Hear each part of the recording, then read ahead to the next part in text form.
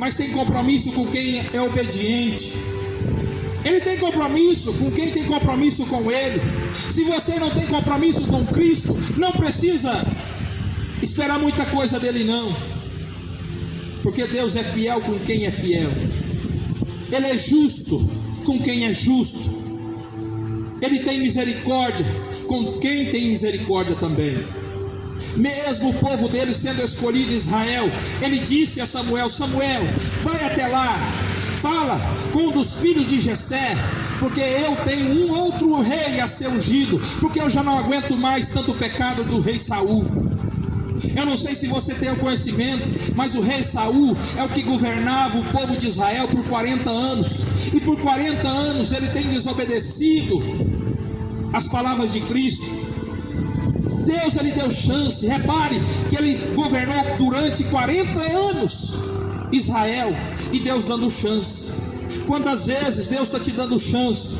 Dá uma chance, dá 2 chances, dá 3 chances, dá 10.000 chances, e você permanece no erro. Erro qual que está te levando para a destruição? Erro que está te levando para o fogo eterno. Tem gente que vai perecer porque está perecendo no erro também. Tem gente que vai ser condenado porque não quer sair do erro, quer permanecer no erro e não quer vir para a obediência. O fardo de Cristo não é pesado sobre nós, o fardo de Cristo é leve. Basta que você ouça a sua voz, basta que você ouça o que Ele tem para nós, o que Ele tem de melhor para você. Deus jamais Ele vai querer algo pior para a sua criação, jamais. Sabeis isto, que um pai de família quer o de melhor para o seu filho, quanto mais a Deus, vosso Pai que está nos céus, que é infinito em misericórdia, pois Ele quer o melhor para nós. Mas o homem tem traçado o seu próprio caminho, os seus próprios erros, por isso tem perecido também. Lembra que na fundação de tudo, no começo, filhos de Adão e Eva, Abel e Caim. Abel fazia tudo perfeito, com perfeição, com o coração aberto. Deus agradara dele. Mas Caim, ele traçou um destino errado. Caim, ele encheu de ganância, encheu seu coração de inveja, e ele traçou o seu próprio destino. Jesus, ele não é intrometido em nossa vida. Ele não entra em nossa casa, na nossa família, sem ser convidado, jamais. Satanás, ele entra. Satanás, ele acaba com a tua vida, com a tua casa, com a tua família, sem ser convidado. Mas Jesus tem vergonha na cara, e ele só entra onde é convidado. Aleluia, Jesus. É necessário que o homem chame por ele, clame para que ele venha ao seu encontro. Saul, ele não obedecia a sua palavra. Saul, o rei de Israel, ele não queria obedecer os mandamentos de Cristo, porque Cristo dá algo que para o homem lhe parece loucura.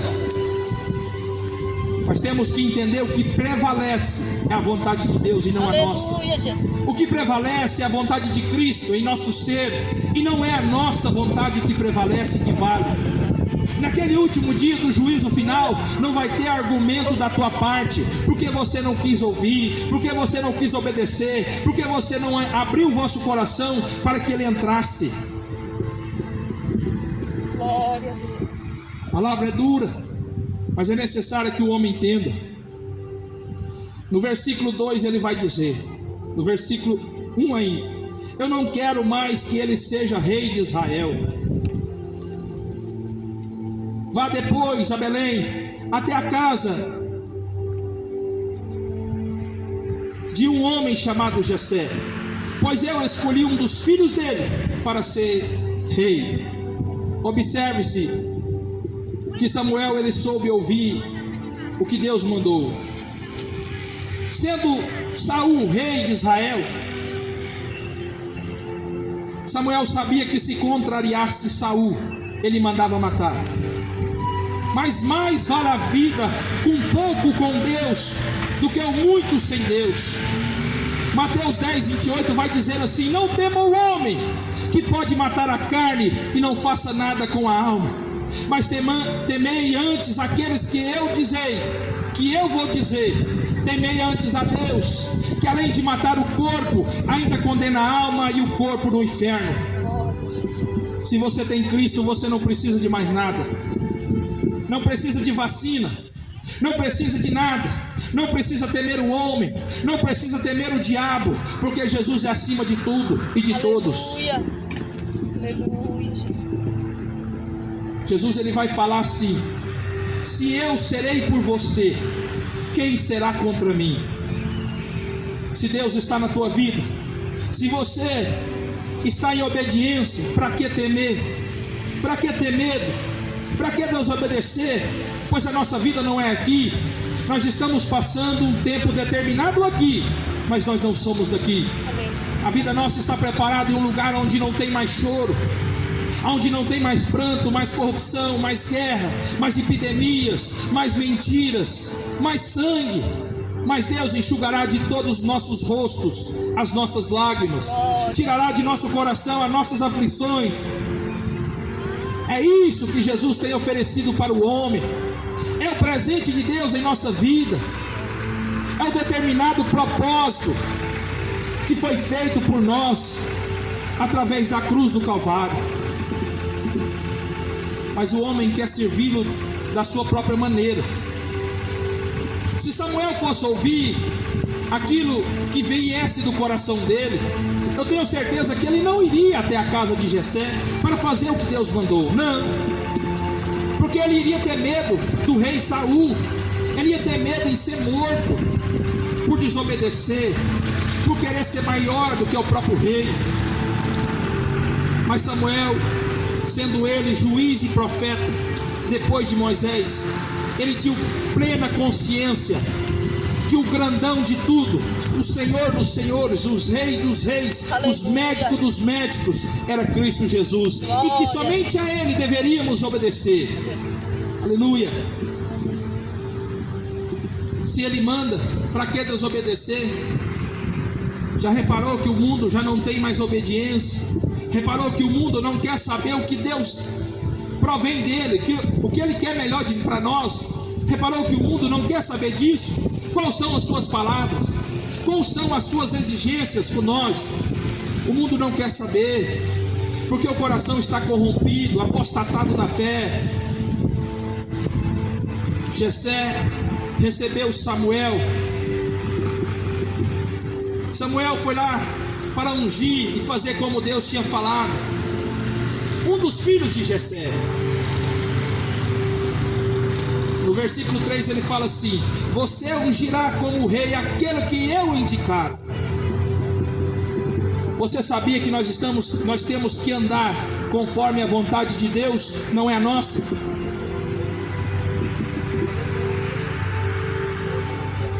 Eu deixei os pecados desse mundo para me combater eu mesmo contra as minhas vontades, contra os pecados que eu praticava. Assim é dever de todo homem a temer a Deus.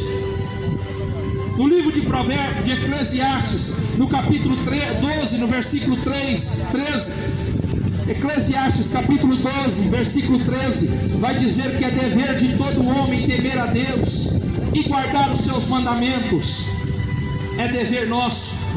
Isso não é sentimento, é mandamento. O amor ao nosso próximo, amor a Deus sobre todas as coisas, não é um sentimento que vem de nós. Amor a Deus e amor ao próximo é um mandamento que vem diretamente de uma ordem direta, chamado Cristo. Mateus 22 vai dizer: amarás o Senhor teu Deus sobre todas as coisas, e amarás o teu irmão como a ti mesmo. Com esses dois mandamentos não há nada maior. Aleluia, oh aleluia. Naquele momento, quando Samuel chegou à casa de Jessé, veio 3 homens, soldados do exército de Saul, filhos de Jessé, chamado Eliabe, o outro Abinadab e o outro Semeia. Esses 3 homens, eles veio para ser ungido. O rei Saul, ele veio para acabar com a nação de Israel.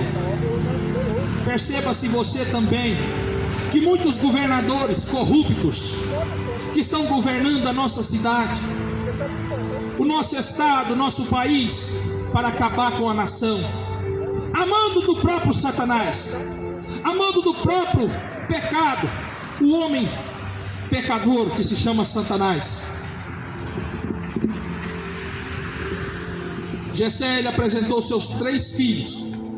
Primeiro, Eliabe, Abinadab e Semeia. A Bíblia fala que Samuel, ele viu eles. Samuel, ele olhou para Adab, Eliabe, Abinadab e Semeia. Ele olhou para eles e disse assim: certamente é eles que Deus quer que eu unja. É porque eles são formosos, eles são bonitos, são fortes, são guerreiros.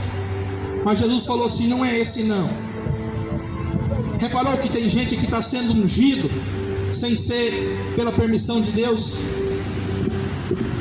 Percebeu que tem pastor que está ungindo os outros, que não vem da permissão de Deus? Tem gente que está no pecado e está pegando o microfone e pregando a palavra. Tem gente que está na prática da idolatria, da ganância, da avareza, da prevaricação, da idolatria, e está pegando no microfone para falar que Deus é santo. Da mesma fonte não pode sair água doce e salgada. Ou é de Deus, ou é santo, ou é profano. Como a Bíblia fala para todos nós, embasada na Bíblia eu digo isso: da mesma fonte não pode sair 2 águas, água doce, água boa, e água salgada, água ruim. Ou há de ser santo, ou há de ser profano, ou serve ou não serve.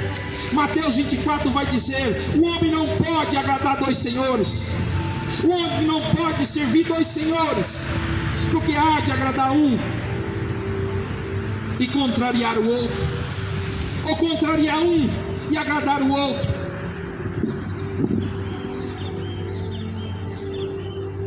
Quanta gente que está pregando a palavra, bênção, riqueza, prosperidade, teologia da prosperidade.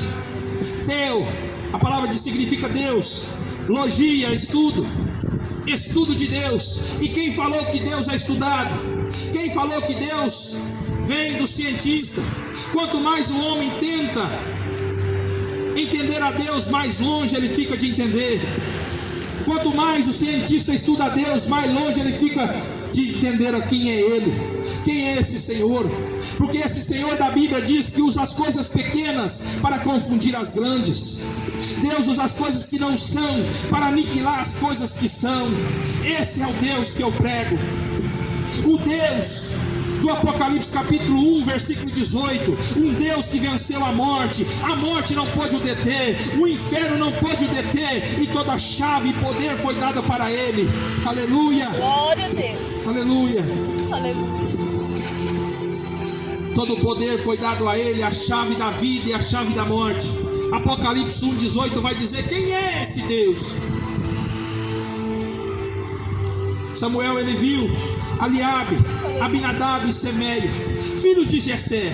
Eles falaram: certamente é esse que o Senhor quer que eu unja. Mas Deus na mesma hora falou com Samuel, falou assim: não é eles não, Samuel. O homem vê somente por fora, mas eu ajo no coração. Eu vejo no íntimo profundo, eu sei quem eles é. Pergunta a Jessé se não tem mais outro. Jessé trouxe mais 7 filhos, bonitos, grandes, de boa aparência, soldados do exército de Saul. Mas Deus falou: não é eles. Tem pastor que está ungindo gente, que Deus fala: não é para ungir, mas ele faz a vontade dele, não faz a de Deus. Tem gente que está sendo consagrada em pecado.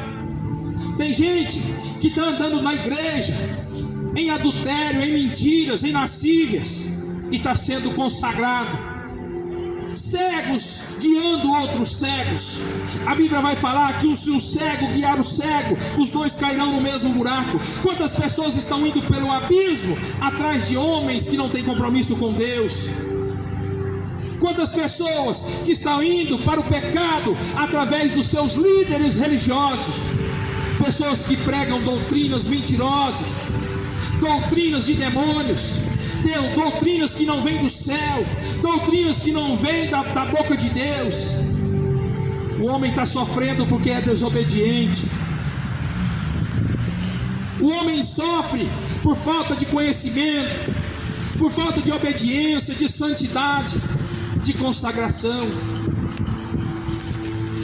Samuel fala para Jessé que existe mais um. Fala para ele chamar lá. Jessé tem mais um? Jessé tem. Tem um que está lá em Ramá, lá no deserto, pastoreando ovelhas. Pois é aquele. Fala para ele vir aqui. Mas ele é pequeno, ele não tem estrutura para ser um pastor. É ele que Deus quer. Não importa, meu amado, o que você tem feito, qual é o seu pecado, Jesus perdoa, mas você precisa consertar com ele. João no capítulo 8 diz que existiu uma mulher adúltera. Deus não o condenou, mas exigiu que ela parasse do adultério, que ela saísse do pecado, para que ela fosse perdoada. Bem-aventurado o homem que seus pecados são perdoados e as deixa, e as abandona. Porque não adianta ser perdoado e continuar no erro, não adianta continuar no mentira, no engano, no pecado. Deus não está com esse. E Deus conhecia Davi, sabia que Davi ele era capaz de pastorear a sua igreja. Outra coisa que nós aprendemos com esse capítulo de 1 Samuel 16 é que Samuel mesmo, ele não tendo gente para olhar, ele fazia com excelência aquilo que ele fazia. Ele pastoreava as suas ovelhas. A Bíblia fala que ele lutava com o urso, com o leão, para que as ovelhas dele fossem protegidas. A sensação que nós temos hoje é que as ovelhas estão lutando contra ursos e leão, para que o seu pastor idolatrado não venha cair. Onde a Bíblia nos mostra que é o pastor que tem que pastorear as suas ovelhas, são as ovelhas que estão sustentando os pastores mentirosos. Aleluia. Tem gente que está enganado demais. Jesus fala assim: não confiar no homem, não confiar no coração do homem. O coração do homem é enganoso, é mentiroso, é perverso, é maligno. Há um só Deus que podemos confiar, o Senhor Deus de Israel. Aleluia. Aonde Samuel não tinha testemunha do homem, Samuel foi até lá na casa de Jessé. Jessé, ele não queria que o seu filho mais pequeno, chamado Davi, fosse ungido, mas Deus testemunhava, testificava dele, porque ele sabia das suas obras, sabia que ele era um homem fiel, um homem que fazia tudo por excelência. Tem gente que está lá no fundo da igreja, lá na última cadeira, acha que não vale nada, mas Deus vai justificar naquele último dia. O homem não pode ser justo, porque a Bíblia fala que só um justo pisou nessa terra, Jesus Cristo. Mas nós somos justificados por Ele. Quem tem a fé firmada nele será justificado perante o Pai. Mas a Bíblia fala: aquele que envergonha de mim, no último dia envergonharei dele perante o meu Senhor, o meu Pai. Tem gente que tem vergonha de andar até com a Bíblia debaixo do braço. Tem gente que carrega o celular para dentro da igreja. Mas Daniel vai dizer no capítulo 10, que saiba isso, que nos últimos dias as tecnologias, a ciência se iria multiplicar. E hoje nós estamos vendo ao olho nu que o sistema do anticristo já está se evoluindo. O sistema já está vindo aí, e ninguém vai comprar e nem vender se não tiver a marca da besta. Tem gente que não vai deixar os bens materiais para subir no arrebatamento, não. Tem gente que vai preferir servir os demônios, adorar ídolos, servir o anticristo, quer deixar sua fazenda, o seu terreninho, a sua Hilux, o seu carrão, a sua empresa. Mas quando chegar a vida eterna, vão perceber que foram enganados. Enganados não, porque a Bíblia está dizendo, a nossa mão tem a oportunidade de pegar a Bíblia e ler as palavras de Cristo para a revelação de nossa vida eterna. Mas o homem não quer ler, o homem não quer examinar, não quer executar, não quer obedecer o que Cristo nos manda, quer andar conforme as suas vontades. Os seus egos estão sendo protegidos pelos seus pecados.